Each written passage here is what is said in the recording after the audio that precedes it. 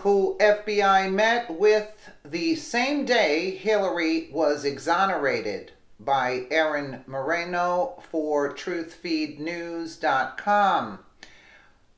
Oh boy, GOP investigators just stumbled across something big. They now have evidence that Christopher Steele, author of the Russian dossier, met with the FBI on July 5th, 2016, which happens to be the same day James Comey exonerated Hillary Clinton. Coincidence? I think not. From the Hill, Republican investigators say they have evidence that Steele first approached the FBI with his allegations on July 5th, the same day. Then FBI Director James Comey announced he would not pursue criminal charges against Clinton for passing more than 100 classified documents through her private email server.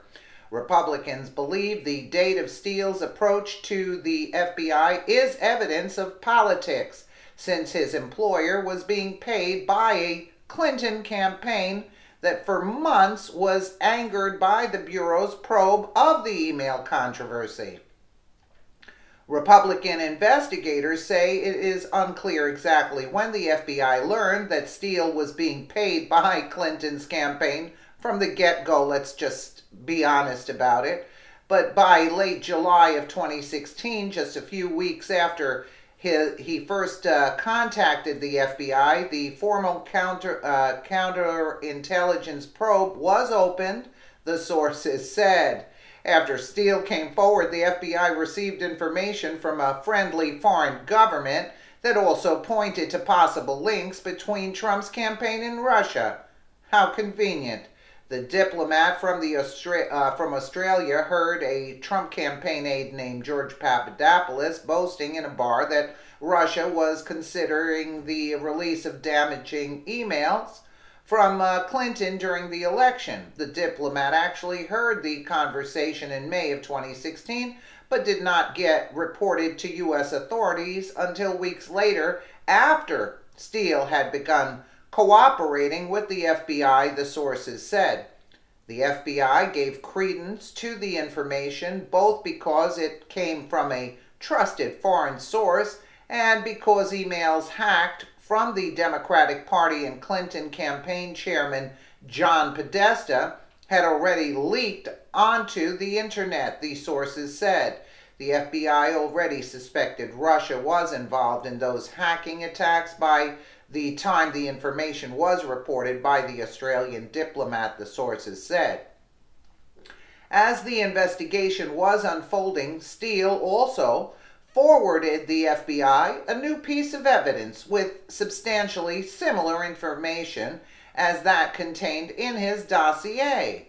The FBI learned that information came from a private investigator with longtime ties to the Clinton inner circle, according to sources familiar with the evidence. The sources declined to provide the private investigator's name, though British papers have suggested a Clinton supporter named Cody Shearer may have offered Steele information about Trump and Russia. Republican investigators say they have developed evidence that Steele broke off his relationship with the FBI shortly before Election Day of 2016, as he and his employer, Fusion GPS, began talking to reporters. The investigators say the bumpy ending was due in part to the fact that Steele and Fusion GPS were upset the FBI suddenly reopened the Hillary Clinton email case, but did not seem as invested in the Trump-Russia case. Many Democrats believe the FBI's reopening of the Clinton investigation cost her the election. Glenn Simpson, the co-founder of Fusion GPS, who hired Steele, acknowledged to the House Intelligence Committee in an interview that he and Steele began talking to reporters because they were angry about the reopening of the Clinton email case. We decided that if James Comey wasn't going to tell people about this investigation, we would only be fair if the world knew that both candidates were under FBI investigation, Simpson testified. Simpson separately told the Senate Judiciary Committee that Steele ended his FBI relationship because he was alarmed by the story in the New York Times on October 31st, 2016, that claimed the FBI had looked into ties between the Trump campaign and Russia but found nothing. Chris severed his relationship with the FBI out of concern that he didn't know what was happening inside the FBI, and there was a concern that the FBI was being manipulated for political ends by the Trump people, Simpson said. Meanwhile, it's the other way around. According to the Republican investigator, the FBI also developed concerns that either Steele or his employer, Fusion GPS, were contacting media organizations to disseminate the very intelligence that was at the heart of its probe, the sources said. So, you see how it all ties in? It's unbelievable.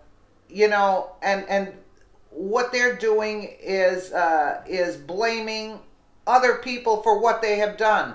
Democrats are known to play dirty. That's what's frustrating, because we're playing by the rules and they're playing dirty. And she's not going to win anyway. Even with the rigged election, she lost. It just shows how many people can't stand this woman. And they said she won by the popular vote. She won crap. That's what she won. Let me know what you guys think in the comments below. And again, thank you so much for watching.